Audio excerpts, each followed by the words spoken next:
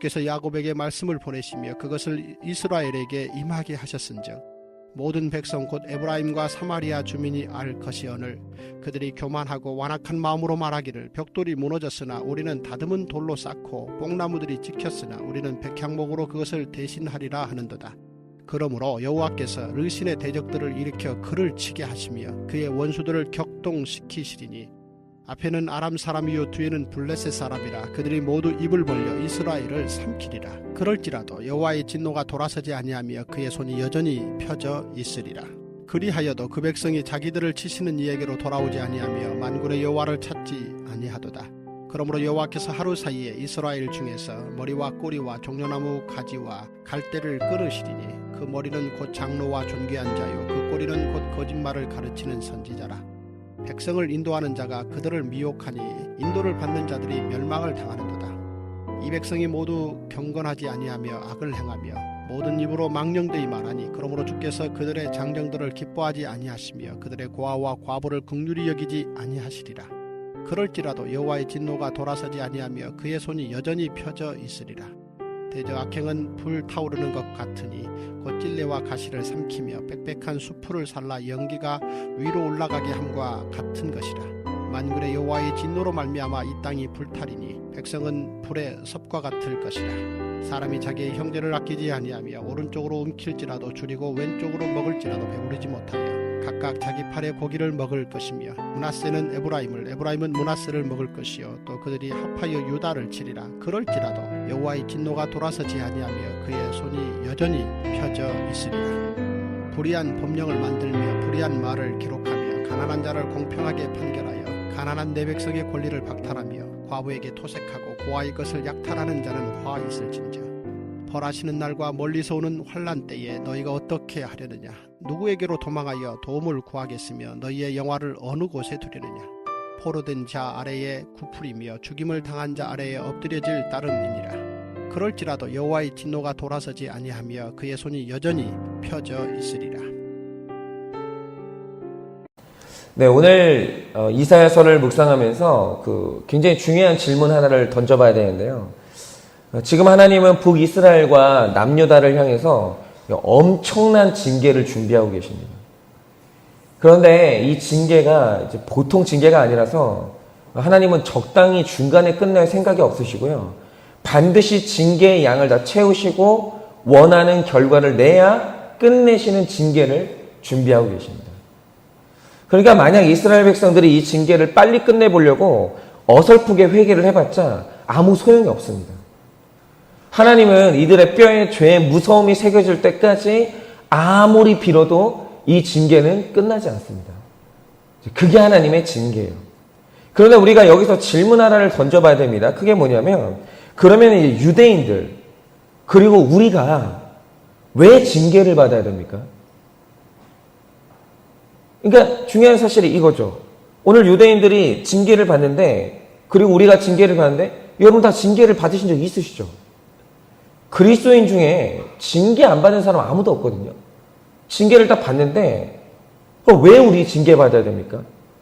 애초에 이 징계라는 것의 이유가 뭘까요? 이유가 뭐냐면 징계받는 자들의 영혼이 구원받았기 때문이에요. 여러분 성경이 말하는 바 하나님은 불택자의 악에 대해서 아무 관심이 없으세요.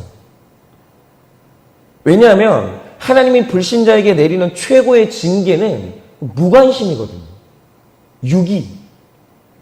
그래서 불신자에게는 구원받은 자에게만 적용되는 하나님의 섭리가 없어요. 하나님의 개입이 없는 거예요, 아예. 그냥 그들은 하나님의 섭리 밖에서 유기된 채로 강한 자는 살아남고 약한 자는 버려지고 슬픈 자는 그냥 울고 뭐 좋은 일이 있는 자는 그냥 웃고 그냥 버려지는 참혹한 일상을 살고 있는 거예요. 여러분 하나님은요 불신자가 울어도 상관이 없고 웃는 것도 관심 없고 불법을 행해도 관심 없고 도덕적으로 살아도 관심 없고 아무 관심 없으세요. 오직 하나님이 관심이 있는 사람의 악은 뭐냐? 구원받은 신자가 끊지 못하는 악에만 하나님이 관심이 있는 거예요. 여러분 생각해 보세요. 오늘 남유다와 북이스라엘 향해서 하나님이 이렇게 진노하고 계시는데 여러분 애초에 진노라는 게 왜 일어납니까? 이유가 뭐냐면 그들이 하나님하고 상관이 있기 때문이에요. 하나님은 오직 구원받은 사람을 향해서만 분노라는 감정을 일으키세요. 상관이 없으면 이 감정이 안 일어나는 겁니다. 그러면 다음 질문은 이거죠. 왜 하나님은 구원받은 백성들에게 분노라는 걸 하실까요? 자, 우리가 하나 부족하게 알고 있는 게 뭐냐면 성경에서 구원이라는 말을 쓸 때 사람이 지옥에서 천국으로 건진받는다는 이 구원의 의미는 단 7%밖에 안 써요. 이게 구원의 의미가 전부가 아닌 거예요. 이 말 뜻이 뭐냐면 하나님의 구원 사역에 있어서 영혼 구원은 전체가 아니라 지극히 일부분이에요. 그러면 하나님이 우리를 구원하신다고 할 때, 저를 구원하시고 여러분을 구원하신다고 할 때 어디까지 가야 구원이 완성인 줄 아세요? 영혼 구원이 아니라 인격 구원까지 이루어져야 구원이 끝나는 거예요. 여러분, 그러면 인격 구원은 어떻게 받습니까? 잘 들으세요. 영혼 구원은 오직 예수님의 죽음으로만 이루어져요. 그렇죠? 그런데 인격 구원은 우리 자아가 죽어야 이루어지는 거예요. 그러니까 사람들이 착각하는 게 뭐냐면 하나님의 구원의 작정 안에 예수님의 죽음만 있다고 착각하는 거예요. 그렇지 않아요. 여러분, 하나님의 최종 목표가 뭔지 아십니까? 구원받은 모든 성도의 죄가 십자가 위에서 죽는 게 하나님의 최종적인 목표예요. 내가 죽는 그 날까지, 그 일이 이루어지는 날까지 하나님은 잠시도 쉴 생각이 없으신 거예요. 여러분, 영혼 구원은 예수님이 죽어서 이루어지지만 인격 구원은 내가 죽어서 이루어지는 거예요. 즉 유대인들이, 그리고 우리가 오늘 하나님의 분노를 경험한다고 할 때 여러분, 그 분노의 의미가 뭔지 아십니까? 예수님은 날 위해서 이미 죽으셨는데 나는 죽을 생각이 없는 거예요. 이미 예수님은 남김없이 살과 피와 물과 피를 흘리시고 돌아가셨는데 나는 아직도 죽지를 않은 거예요. 즉 영혼 구원은 받으셨는데 인격 구원이 안 되고 있으니까 우리 연단의 시간이 계속 길어지고 있는 거예요. 그런데 오늘 본문과 관련해서 가장 중요한 부분이 바로 여기입니다.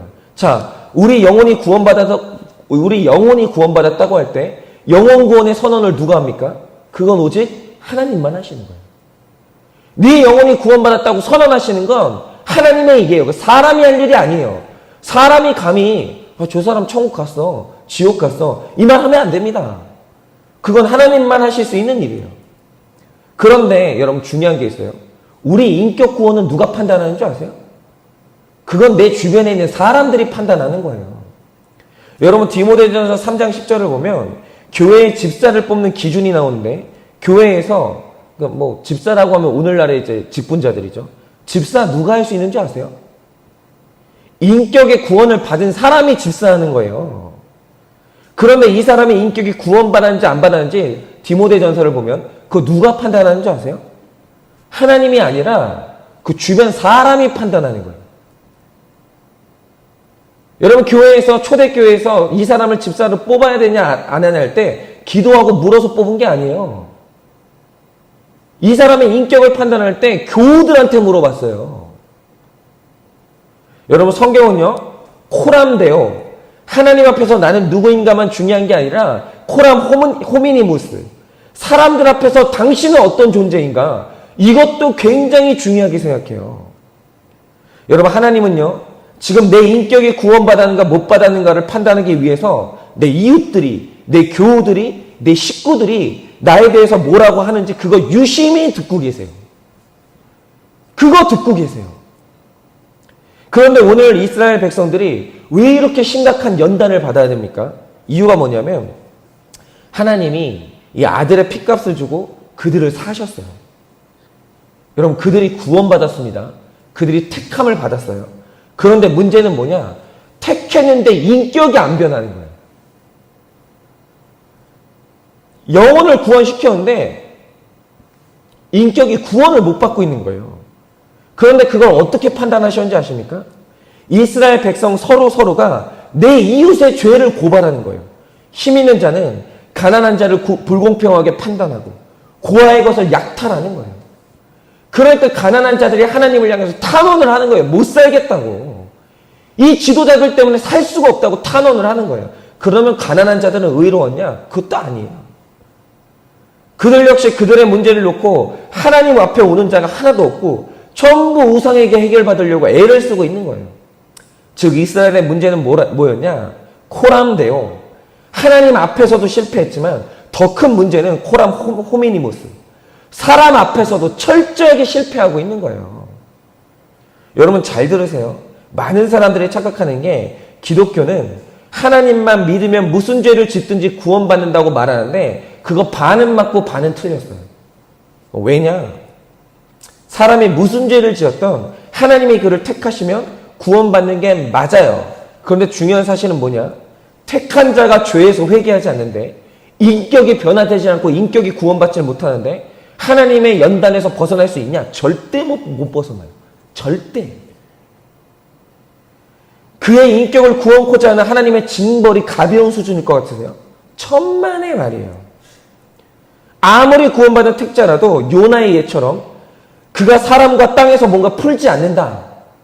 하나님은 분명히 풀어라. 계속 말씀하시는데 도저히 풀지 않는다. 그러면 일생 그를 삼키는 그 연단과 폭풍 속에서 벗어날 수 없어요. 일평생. 여러분 택자가 구원만 받으면 이 땅에서 행복하게 살 수 있을 것 같습니까? 아니요. 하나님이 원하시는 수준까지 그가 변화되지 않고 성화되지 않으면 그는 죽는 그날까지 연단받아요. 그래서 일찌감치 그 삶의 목적이 행복이 아니라 구원이 돼야 되는 거예요. 그래야 하나님과 내 사이가 화목해지고 그래야 내 삶이 평안해지는 거예요. 제가 얼마 전에 한 선교사님 그 간증을 들었는데 이분이 그 말씀을 하시는 거예요. 자기는 자기 아버지의 일생을 보면서 하나님의 섭리를 봤다는 거예요. 그게 뭐냐? 여러분 이 선교사님 아버지가 야쿠자예요. 야쿠자인데 얼마나 잘 나가는 야쿠자냐면 이 아버지가 젓가락 말고 자기 손으로 들어본 게 없대요.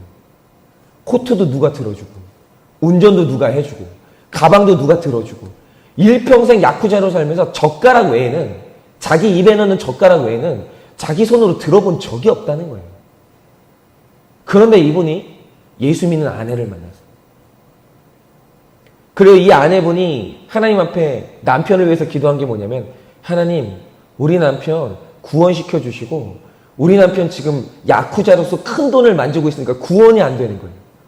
그러니까 이분이 기도한 게 뭐냐면 하나님 우리 남편이 잔돈을 만지는 직업 갖게 해달라고. 작은 돈 만지는 직업 갖게 해달라고 그렇게 기도를 한 거예요. 그래서 이분이 결국 이제 하나님이 택자니까 망했어요.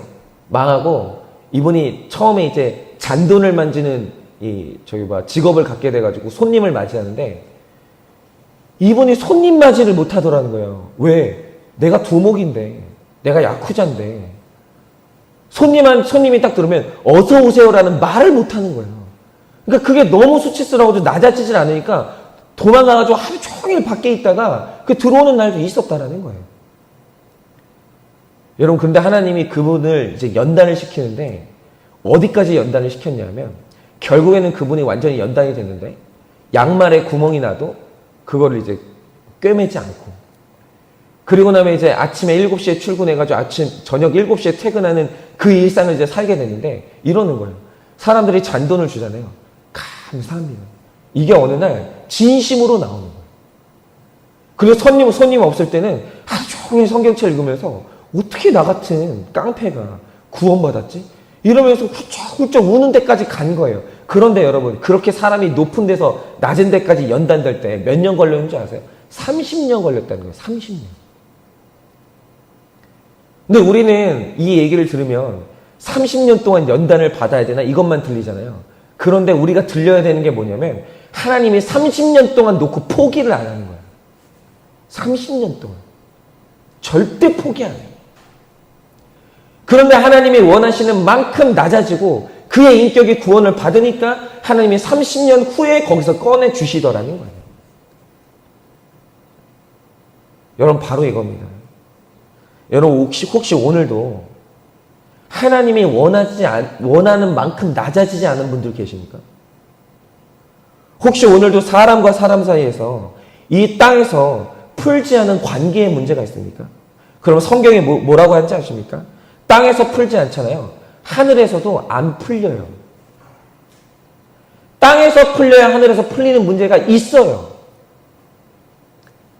여러분, 지금 우리 가운데 영적으로 풀리지 않는 분들이 있어요.